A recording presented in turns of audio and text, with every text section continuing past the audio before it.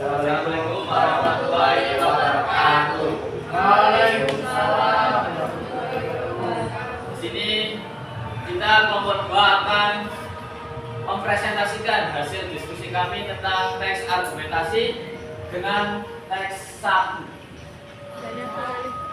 Yang pertama-tama, nama kelompok anggota kelompok dari kita ada saya Andi Julian Fahmi, nama Senan. Saya Revana Baru, Novana absen 31. Saya Nabi Dulahid, absen 22. Saya Aditya Berjasa, nomor absen 12.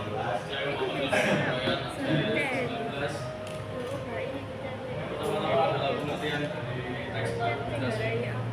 Teks argumentasi merupakan sebuah teks yang membuat kata dan fakta akurat untuk mendukung kebenaran pendapat yang disampaikan oleh seseorang berdasarkan sumber data. Teks argumentasi adalah jenis tulisan yang betul-betul meyakinkan pembaca atas suatu pandangan atau pendapat tertentu. Untuk satu materi, teks argumentasi menurut Kamus Besar Bahasa Indonesia atau KBBI adalah teks yang berisi mengenai alasan untuk memperkuat atau menolak suatu pendapat, pendirian, atau gagasan berdasarkan sumber buku paket. Next. Ciri-cirinya adalah 1. Bersifat pendapat atau opini. 2. Memiliki alasan dengan bukti atau fakta. 3. Bertujuan meyakinkan seseorang. 4. Bahasa yang lugas. 5. Bersifat menyangkal atas argumentasi pihak lain.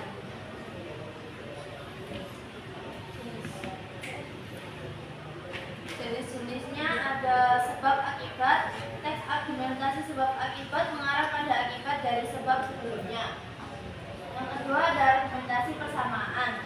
Merupakan teks argumentatif yang ditulis dengan cara mengungkapkan prinsip persamaan sebelum mengambil kesimpulan. Yang ketiga ada argumentasi perbandingan, yaitu teks argumentasi berbentuk deskripsi soal fakta dan data dengan cara melakukan perbandingan atau teks yang membandingkan argumentatif berdasarkan anggapan yang mencakup pengertian terkait data yang kuat atau tidak. Yang keempat ada autoritas, yaitu teks argumentasi ini ditulis berdasarkan pendapat orang terkenal dunia atau tokoh dengan karya tertentu. Yang terakhir ada kesaksian. Teks ini ditulis berdasarkan kesaksian seseorang terkait dengan isu yang diangkat dan ditulis secara deskriptif. Kemudian ada struktur. Strukturnya ada 3. Yang pertama ada pendahuluan, argumentasi utama atau tubuh argumen, kemudian kesimpulan. Pendahuluan ini biasanya berisi seperti pada teks umumnya, berisi informasi awal yang akan dijelaskan pada teks tersebut. Di pendahuluan teks argumentasi biasanya dibuat menarik agar pembaca itu lebih menarik untuk membacanya. Yang kedua adalah tubuh argumen. Setelah memaparkan dasar suatu masalah yang disertai argumen singkat, maka bagian ini adalah berisi fakta-fakta yang mendukung argumen di pendahuluan. Yang kemudian adalah kesimpulan. Pada bagian akhir, teks merupakan ringkasan dari paparan tulisan dari penulis.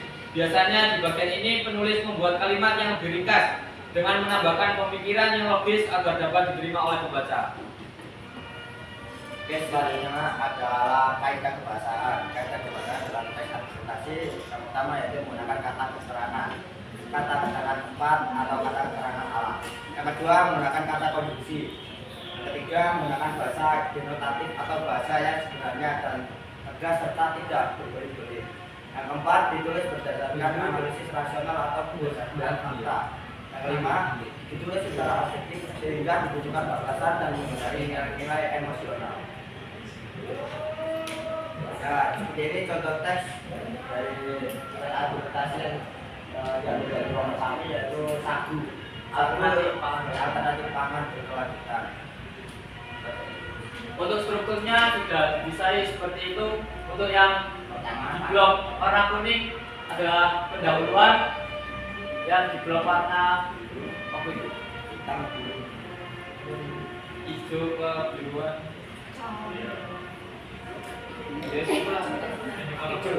Tubuh argumen. Itu masuk terakhir adalah kesimpulannya. Yang warna merah. Kemudian yang di tulisan yang di blok menggunakan warna merah itu adalah kalimat apa namanya? Ilmiah. Kata ilmiah. Kata ilmiah. Baca dulu, baca dulu.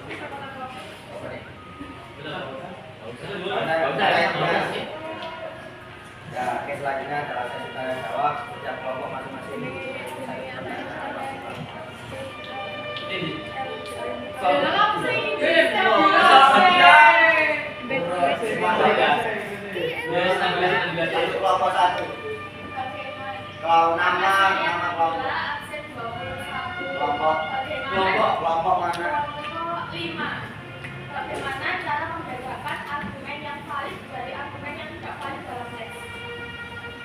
Argumen yang valid dan argumen Dari argumen yang tidak valid dalam teks. Oke.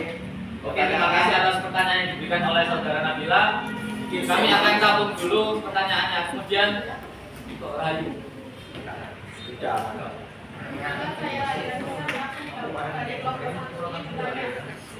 cara menilai kekuatan suatu argumen jika terdapat beberapa argumen yang saling bertentangan dalam teks argumentasi? Bagaimana cara menilai kekuatan suatu argumen jika terdapat beberapa argumen yang saling bertentangan dalam teks argumentasi?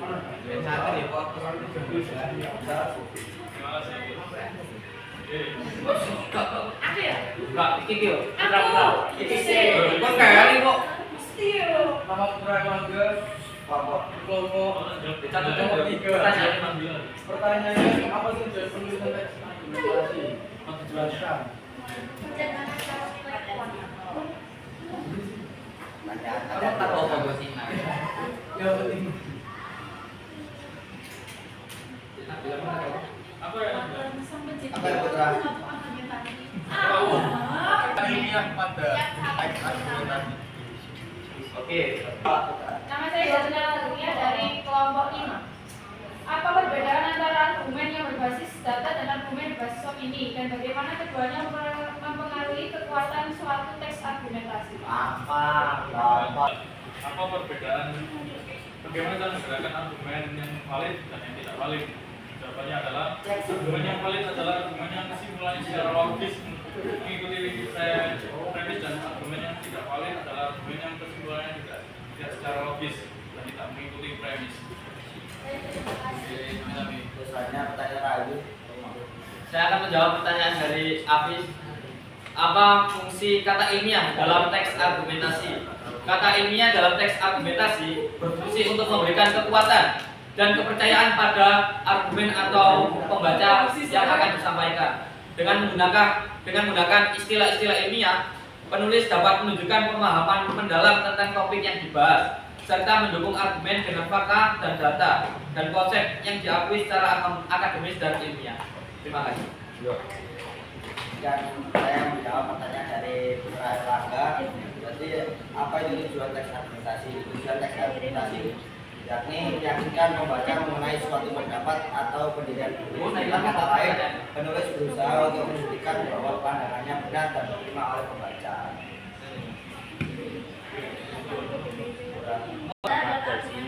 Opini memiliki kekuatan dan cara mereka mempengaruhi pembaca, yaitu argumen berbasis data. Sumbernya argumen ini didasarkan pada fakta, statistik, penelitian ilmiah dan bukti konkret yang dapat diverifikasi.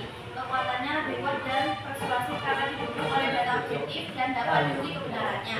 Tujuannya meyakinkan pembaca dengan bukti empiris yang menunjukkan bahwa klaim yang dibuat dapat dipertanggungjawabkan secara logis. Ada contoh nggak? Ya. Contohnya, menurut laporan WHO tahun 2022, angka kematian akibat penyakit jantung meningkat 10% dalam 5 tahun terakhir. Yang kedua, argumen berbasis opini. Sumbernya berdasarkan pandangan, perasaan, atau keyakinan pribadi penulis tanpa dukungan data empiris yang kuat. Kekuatannya lebih subjektif dan tergantung pada kepercayaan atau pandangan pembaca terhadap penulis sehingga bisa kurang meyakinkan bagi orang yang tidak setuju. Tujuannya yaitu mengajak pembaca untuk menerima sudut pandang atau pendapat pribadi penulis. Contohnya yaitu saya percaya bahwa kesehatan mental lebih penting daripada kesehatan fisik karena kesejahteraan emosional yang mempengaruhi seluruh aspek kehidupan kita. Terima kasih. Paham ya? Tadi berdasarkan data itu sudah diteliti dan dicek cari faktanya, tapi berdasarkan opini itu menurut pribadi asumsi masing-masing. Jadi mempengaruhi kesempatannya. Terima kasih Nizar dan Adi. Oke, Mas M. Kemudian pertanyaan dari Rahayu akan dijawab oleh Reva. Bisa jawab kakek. Bagaimana cara menilai kekuatan suatu argumen jika terdapat beberapa argumen yang bertentangan. yang bertentangan. Ini teks. Dalam teks. Jadi dengan cara mempertahankan argumen dengan efektif. Jadi kayak dibandingkan gitu kedua argumennya, yang mana yang lebih lemah. Jadi oke. Jadi kita harus memahami dua argumen itu yang bertentangan itu dengan cara memahami posisi atau pendapat yang ingin disampaikan dalam argumen itu. Juga digunakan fakta dan bukti yang kuat. Jadi yang dibandingkan dulu, terus habis itu dicari yang lemah dari kedua argumen itu, yang siapa yang paling lemah. Oke, foto dulu. Oke, terima kasih atas pertanyaan yang diberikan oleh teman-teman. Wabillahi taufiq wal hidayah. Wassalamualaikum warahmatullahi wabarakatuh. Warahmatullahi wabarakatuh.